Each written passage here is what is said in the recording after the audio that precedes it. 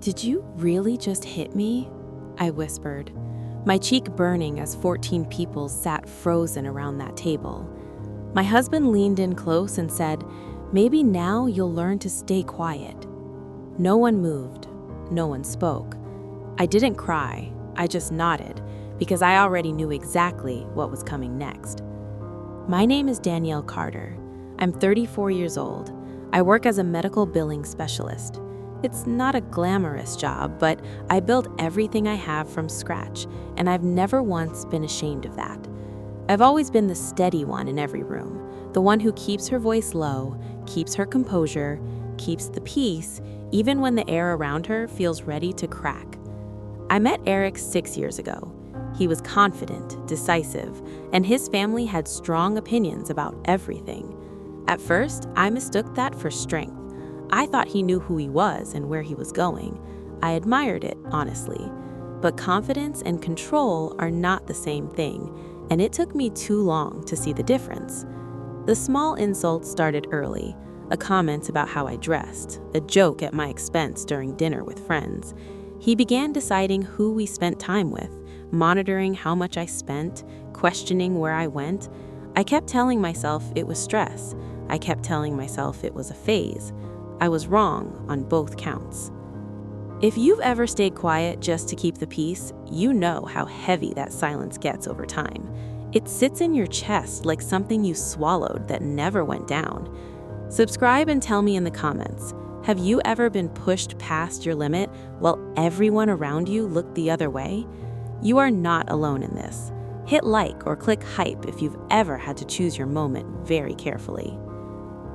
Our 6th anniversary dinner was at a restaurant Eric picked, his side of the guest list, mostly. 14 people around a long table, candles lit, the smell of garlic and warm bread filling the room. Early in the evening, he started making small jokes about me. "She burned water last week," he told the table, laughing. People laughed with him. I smiled and let it go. Then he made another comment about how I handle money, and the laugh this time had an edge to it that I recognized. I let that one go too. But then he made a specific claim about a financial decision we had made together, and it was simply wrong. I corrected him gently, just one sentence, just the facts.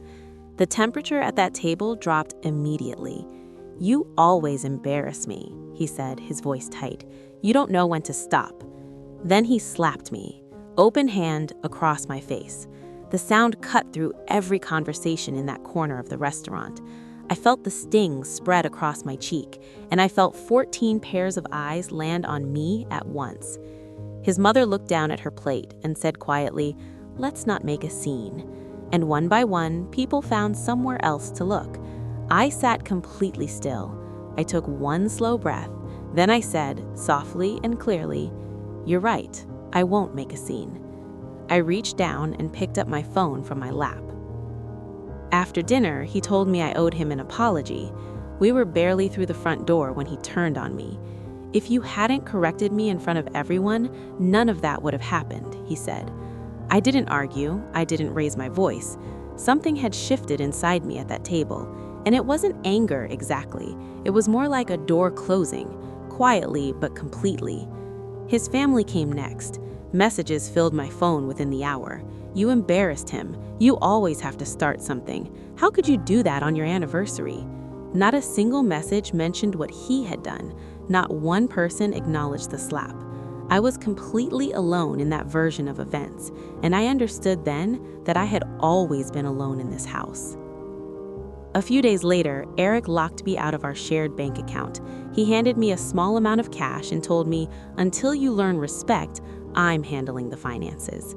He said it like a teacher correcting a student, like it was reasonable. I nodded and said nothing. He smiled a little. He thought he was winning. What he didn't know was that I had been recording things for weeks before that dinner. Every argument where his tone turned ugly, every moment he threatened consequences if I stepped out of line. Every time he reminded me that I had no power in our home. I had saved all of it. I wasn't building a case out of revenge.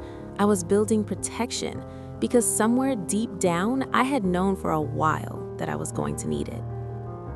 And that night in the restaurant, My phone wasn't just sitting in my lap, it was recording the slap, his words, the silence of every person who looked away. I needed it clean and I needed it complete, so I stayed calm and let it all happen clearly. There was a woman at my job named Linda. She had been through a divorce years ago, a difficult one, and she came out the other side with a steadiness about her that I had always respected. I told her everything. She listened without interrupting, and when I finished, she said, "You did the right thing collecting proof. Now let someone qualified look at it." She connected me with a lawyer she trusted. The lawyer reviewed the recordings and the messages. She called it clear evidence. She told me what to do next, and I listened carefully. Meanwhile, Eric grew more relaxed at home. He told people I overreacted. He told people I would come around. His family was already planning another gathering, acting like that dinner had simply been a rough night. He believed he had already won. The quiet in our house felt like submission to him. It wasn't. 1 week after that anniversary dinner, there was a knock at our front door.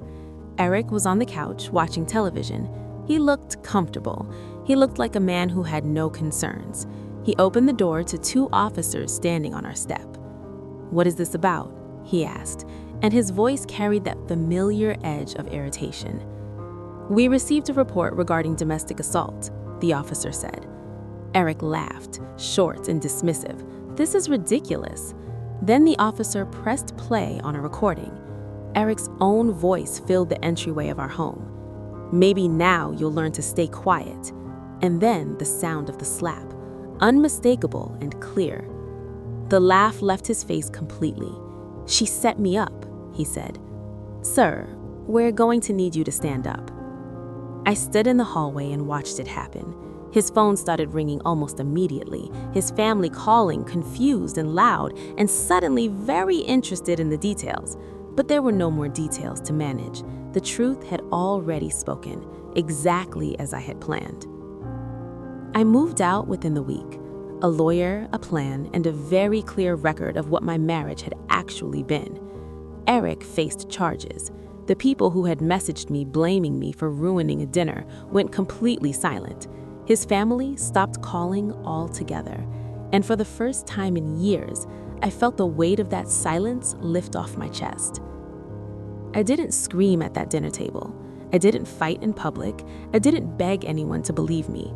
I chose my moment and I waited for the truth to land on its own terms.